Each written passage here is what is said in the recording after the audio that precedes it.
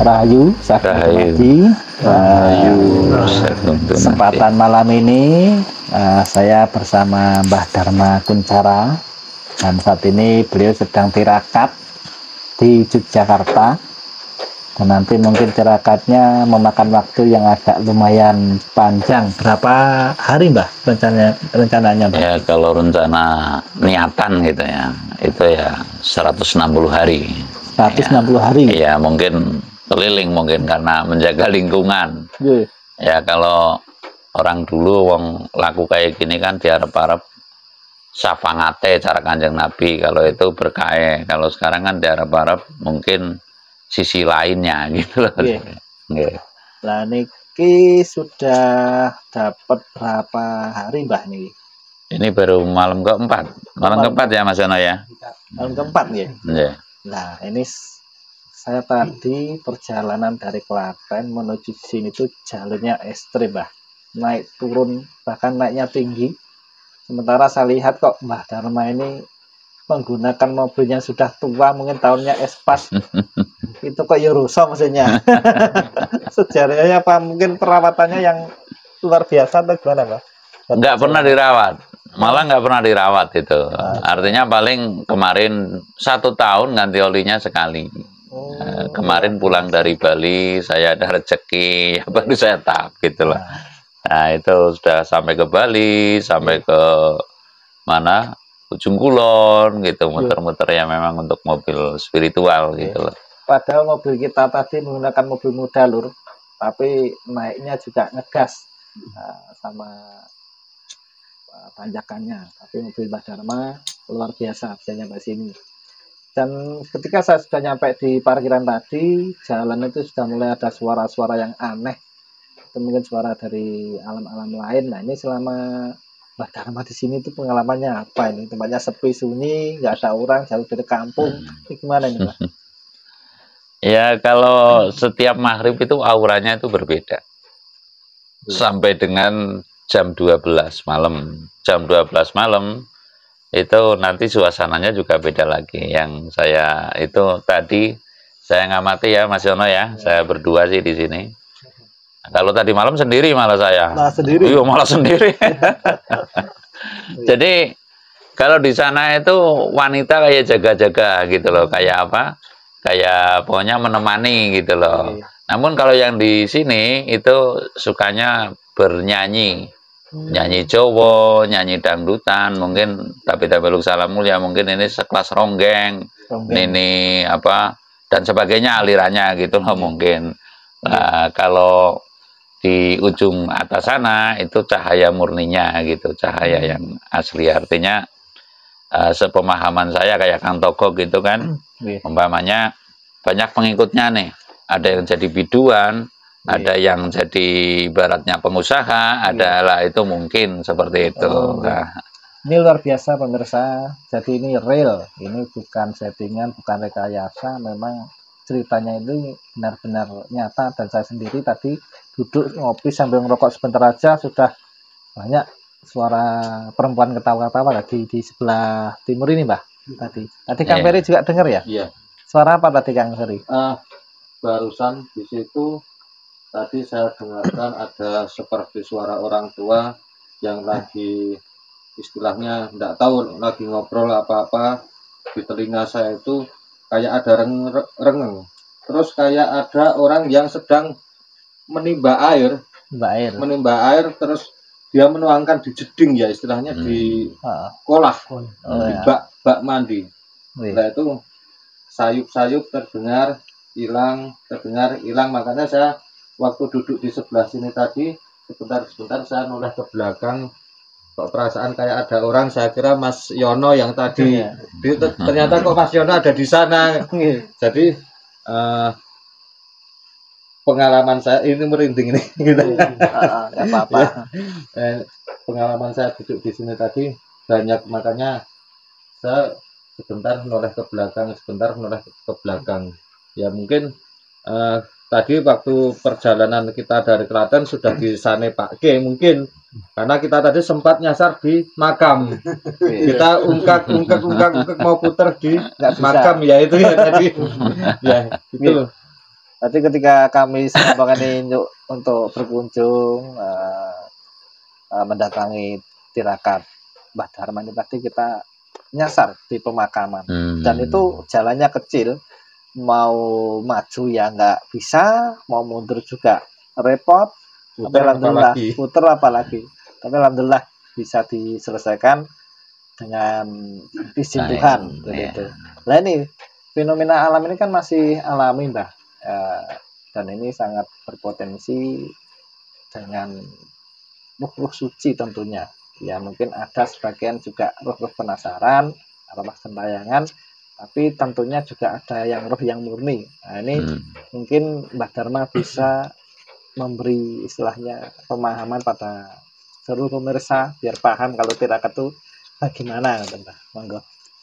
Begini ya, kalau pemahaman saya Jawa tapi ini pemahaman saya, jadi kita tidak perlu menampik dengan jin setan priprayangan.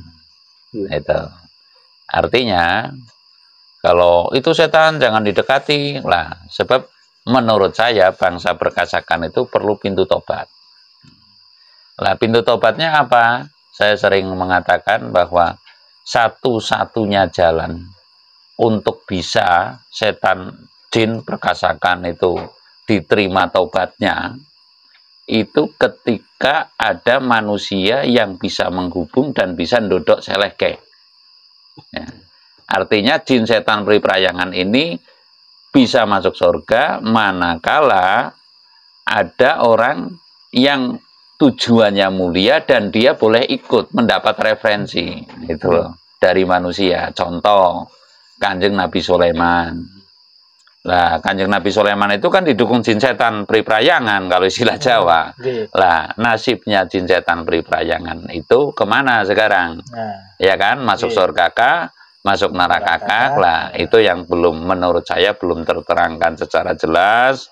Mungkin dalam tulisan-tulisan atau dalam kitab tertentu juga belum jelas, sehingga kelirunya kita menurut saya bagi kaum yang pada umumnya kita tidak boleh mendekat ke tempat-tempat yang konon ceritanya untuk tempat hal-hal yang jin setan priprayangan. Nah kalau saya ya tetap kita pemimpin di muka bumi, tempat seperti apapun ya wenang kita injak begitu loh. Mungkin tempat ini adalah salah satu tempat yang tepat untuk saat ini menurut saya, karena masih murni, tidak ada listrik ya ternyata, lalu suaranya juga masih ya taruhlah alami sekali, sehingga sangat mendukung untuk melakukan spiritual, intinya seperti itu. Ini kan Mbah Dharma ini kan tentunya punya hajat di dalam spiritual, apalagi sering saya dengar di konten Mbah Dharma ini nuhoni hajatnya Nusantara. Kira-kira para leluhur itu menginginkan para generasi bangsa ini, khususnya para spiritual, dengan istilahnya kepercayaan masing-masing. Kalau kita kan Jawa, itu mungkin bisa sedikit diberi pemahaman untuk para spiritual yang ada di tanah air gitu, Mbah. Begini ya, spiritual kan tahapan juga, Mas. Ada tahapannya ibaratnya baru mulai spiritual, ada tahapannya ibaratnya sudah melakoni, terus tahapan yang paling tinggi kalau menurut orang pada umumnya kan makrifat gitu. Lah kalau pesan dan kesan saya kepada para pelaku itu ya jadi syariat, tarekat, hakikat, makrifat lah. Ini yang mesti dilakoni lah. Saya mengatakan demikian tidaklah berlebihan, tapi kalau yang mengawali baru mengawali, ini tetap harus menseimbangkan antara nalar, naluri dan nurani. Nah, lah ini untuk dederlah. Spiritual yang sejati itu tidak lain tidak bukan menurut saya ngetut laku lajering sukmo yang ada pada diri kita. Itulah Nur Muhammad. Secara hakikat ya, secara hakikat itu Rasul pada diri manusia ya itu gitu loh. Sukma sucinya manusia itu. Makanya kalau dalam salokannya orang Jawa, wayang Bimo Suci mungkin di sana nggak ada, di India gitu loh. Yang ada cuma di Jawa. Lah ruh suci itu Dewa Ruci adalah dewa ruh yang suci. Nah, ruh yang suci inilah sebagai panutan bagi para kaum spiritual spiritual tanah air semestinya jangan nganyak-nganyak gitu loh. Yang ini yang itu ditampung, kalau nggak ikut pansernya ini sukma sejati, sukma suci, ya ini saya akan keliru. Lah sukma suci ini didampingi oleh sukma sejati. Mungkin Kang Togo ini, saya ini ya tentunya ada sukma suci, sukma sejati. Ada pula sukma diluwih, menurut saya begitu. Jadi sukma sejati saya siapa? Semestinya yang menunjukkan kepada sukma suci kita ya sukma sejati. Umpamanya contoh sukma sejati itu Bung Karno. Bung Karno itu pasti sudah menjadi sukma sejati. Karena pernah hidup di bumi dan menuntaskan tugasnya memerdekakan Indonesia. Nah, namun Bung Karno masih punya cita-cita atau tujuan membangun tatanan dunia baru dengan Pancasila. Ini belum terwujud, sehingga saya yakin Bung Karno ini akan kembali ke bumi dan menitis kepada atau mengikuti atau manunggal kepada jiwa dan raga manusia. Nah, itu contoh seperti itu. Berarti ini leres ya, benar sekali kalau di pemahaman di Jawa itu ada yang namanya kita tuh netes, notos, nitis seperti itu. Jadi memang itu memang perjalanan sak sukma itu kan abadi ya, Pak. Kalau raga kan terbatas, terbatas dengan usia umur. Tapi sang sukma ini kan tidak ada batasnya. Nah, ya saya sendiri pernah mengalami ya namanya topo pendem itu. Suara yang tidak pernah didengarkan di bumi ini tentu akan didengarkan di sana. Dan apakah hanya dengan jalan itu? Niscaya iya, gitu loh.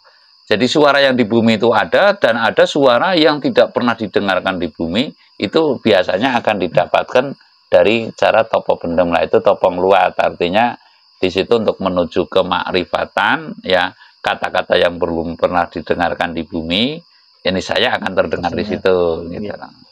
Nah, ini kehebatan. Jadi memang itu memang perjalanan sak sukma itu kan abadi ya, Pak. Kalau raga kan terbatas, terbatas dengan usia umur. Tapi sang sukma ini kan tidak ada batasnya. Nah, sekarang itu banyak yang bingung. Banyak orang yang mengkaji, membedar tentang sukma ruh jiwa. Ini sudah banyak dibahas di konten manapun. Nah, itu kalau pemahaman secara Jawa sendiri gimana, Mbak? Kalau jiwa itu kan terbentuk setelah kita ada di bumi. Jiwa itu kalau bahasa itunya karakter menurut saya gitu loh, Mas. Ya. Lah, jadi menjiwai itu hanya sarana. Tapi jiwa itu bukan zat yang hidup, tapi hawa yang menyebabkan hidup. Begini loh, ibaratnya motor, ini roda, ini mesin. Artinya bukan sampai pada tahapan mesin. Nah, mesinnya itu adalah sukma suci, sukma sejati, sukma diluwih. Menurut saya begitu. Jadi ya itu sebuah rangkaian. Makanya ketika ban itu dikatakan mesin mungkin kurang pas gitu loh. Tapi tanpa ban mesin nggak bisa berjalan gitu loh. Ya, karena menurut saya begitu. Kalau jiwa itu ya bukan merupakan zat yang menyebabkan kita bisa berkata-kata, itu bukan.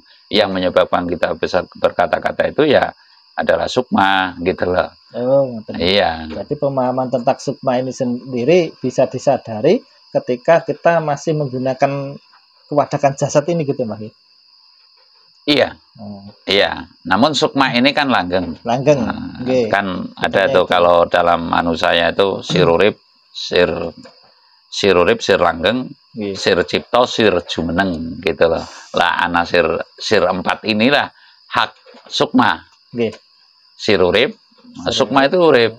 Sir urip, sir langgeng. Ya, jadi sirnya itu langgeng. Kemanunggalan dengan alam ini ketika masih ada raga. Alam di sini loh ya. Nanti tapi itu langgeng. Kemanunggalan alam di sana, sir urip, sir langgeng, sir cipto. Lah ini punya ciptonya juga langgeng. Gitu.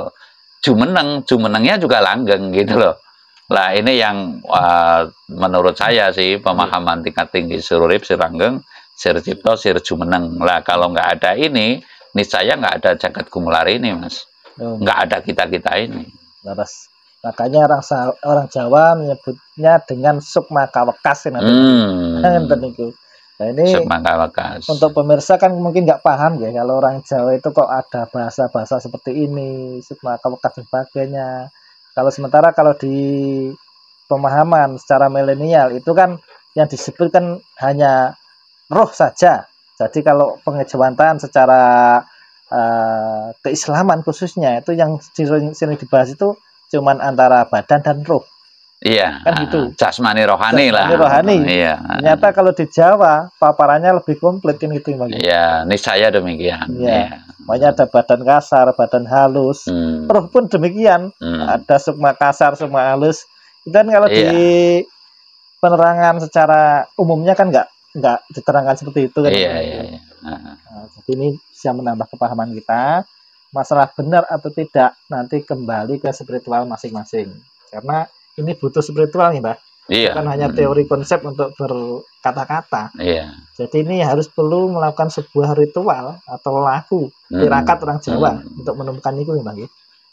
Jadi prosesnya itu ya melalui proses. Kayak saya sendiri kan prosesnya juga sangat lama gitu. Jadi ya kalau kita sama Mas Yono itu sedang cerita Werkudara, Werkudara, Bimoseno dan Anoman ini sama-sama sampai kepada Ma'rifatullah. Tapi jalannya pun beda gitu loh. Jalannya yang beda gitu. Kalau Werkudara ngebyur ke Prawito Mahning Suci, nah kalau Anoman itu melalui pengabdian ya ke Alengkaji Raja gitu loh. Nah itu sebuah kasunyatan gitu. Itu kan sebelum jadi begawan.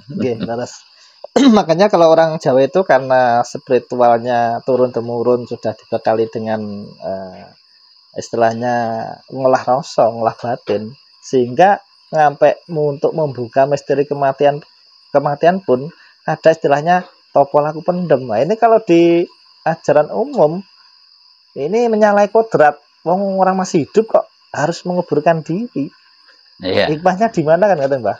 Coba bisa bantu Mbah. Kalau itu kan ada topo geni horo, banyu horo ya. Kalau dalam syariatnya guru saya dulu, terus angin horo, terus lah topo pendem ini adalah topo yang paling tingkatan tinggi menuju ke arah ma'rifatullah, gitu loh. Jadi itu yang sebagian ada yang mengatakan topo ngeluat. Bisa kembali ke kasampurnan ya ketika manusia hidup di bumi ini dan bisa tatas, tetes, ya tulus tulisi jongko artinya bisa merugi layang kalimasada. Layang kalimasada yang termasuk itu adalah jodoh, pati, rezeki, beja, dan cilaka.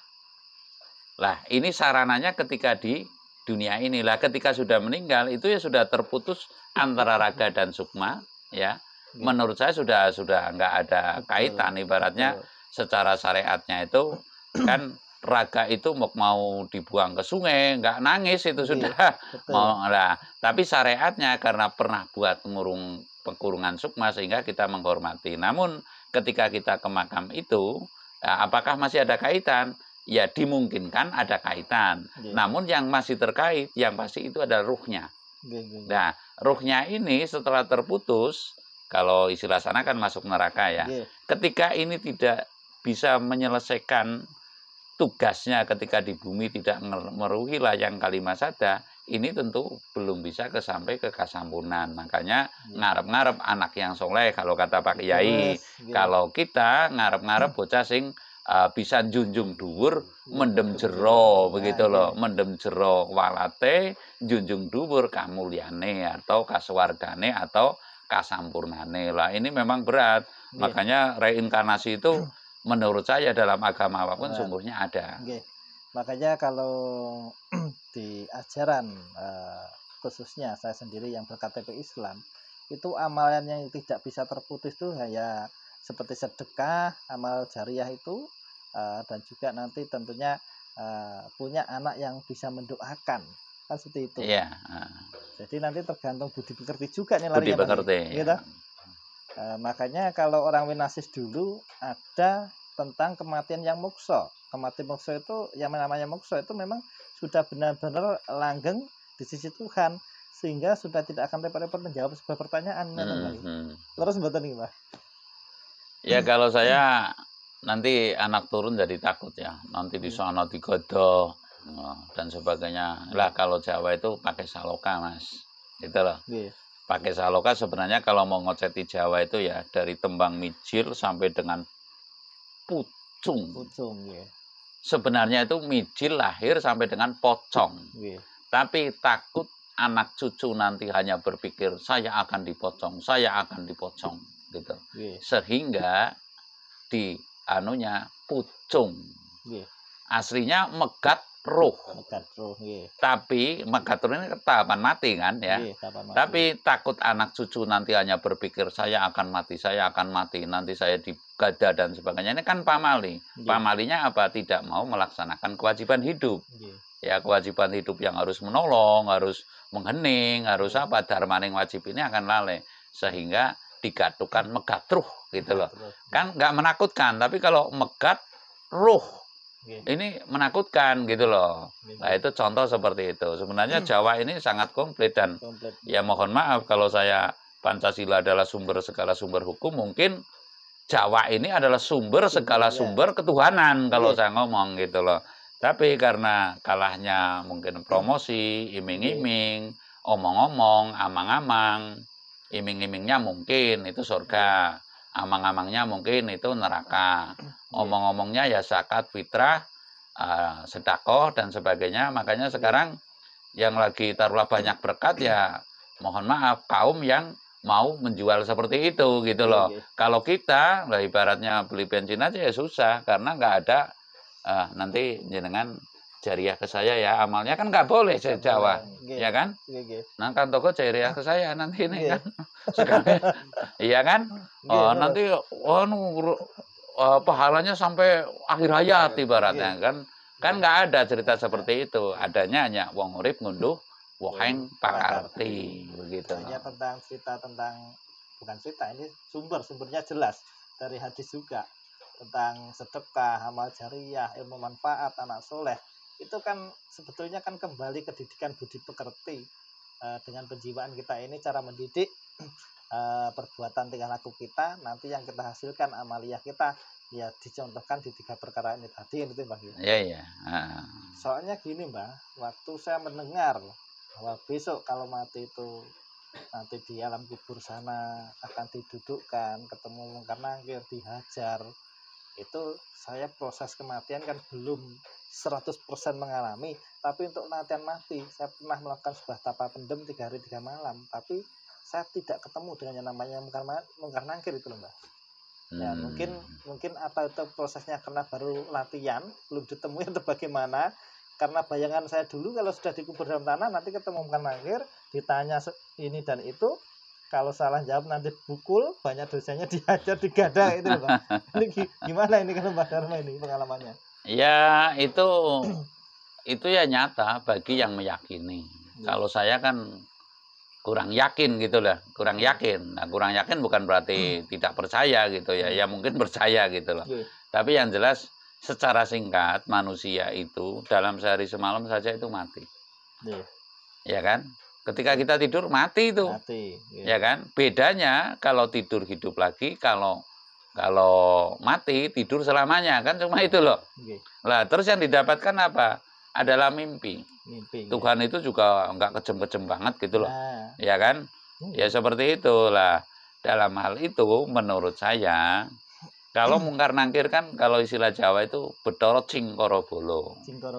Cingkarabala kalau hukum Jawa itu menanamkan hukum bumi mawa ciri. Ya, bumi mawa ciri sebagai contoh begini. Kalau kita terlena, bukan berarti nggak boleh jadi biduan atau jadi lengger.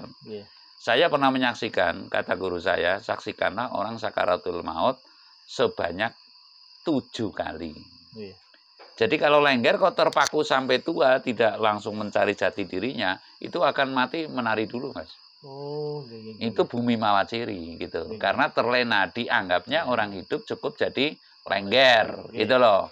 Lah alangkah nistanya hidup itu kok berlomba-lomba cukup jadi dalang. Toh kita sudah tahu umpamanya gitu loh. Dalang itu ketika populer masih muda, di sana sini banyak yang nyawer, dipuja-puja kan dapatnya itu. Ya kan? Terus nanti larut, terus nanti meninggal dunia. Lah artinya jangan sampai kita ngiup di kayu ketungkul, ngiup boneng kayu kesambi, aja ketungkul ngejar duniawi tapi sambil menghayat untuk bekal mati gitu loh. Kalau istilah anunya seperti itu. Jadi Kalau kita bercerita takut-takut banget dosa, Mas. Nggih. Iya, dosa. Artinya dosa itu ndodos rasa. Ndodos rasa gitu. Ndodos rasa neng lian, terus berpikir nanti saya akan ketemu mungkar nangkir gitu loh. Nah, kalau dalam Jawa mungkar nangkir tidak lebih dari Bathara Cingkarabala yang pegang gada sama pegang pedang, yang jahitkan ke bumi, ya kamu akan ngunduh weng pakarti gitu loh.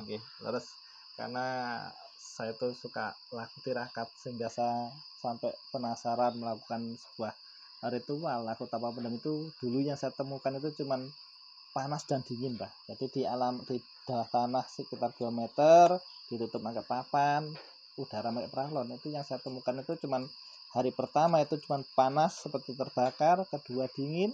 Setelah itu saya mendengarkan suara yang bergemuruh dalam tanah.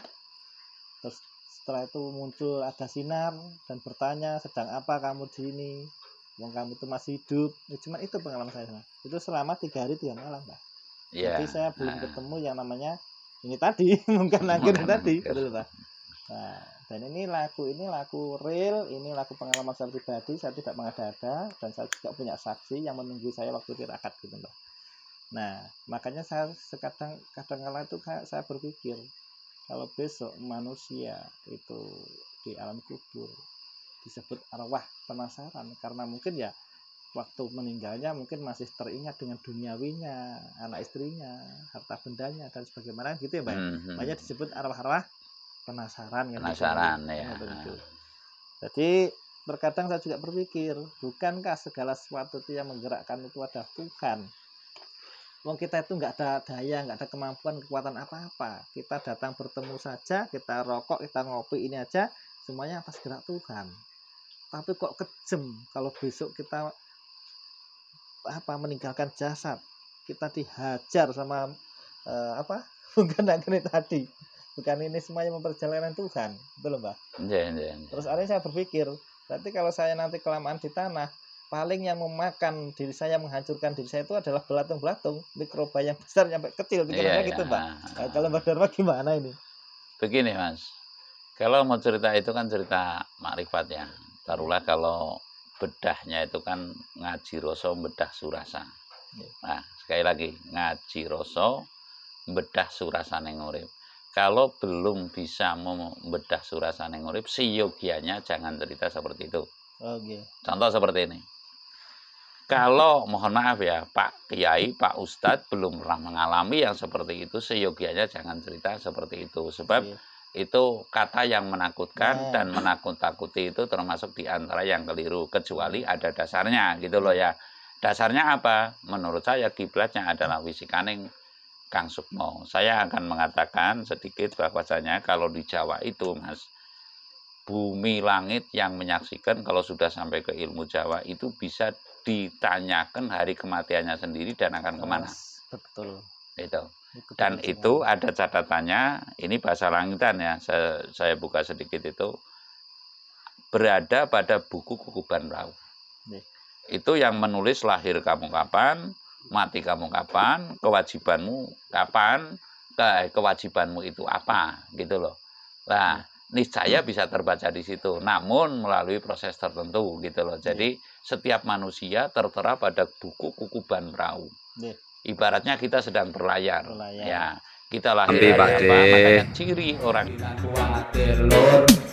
awak dhewe isih dipikir para leluhur, kuwi padha-padha ngawur, tetep obah nganggo budi pekerti luhur, zaman bingung, negara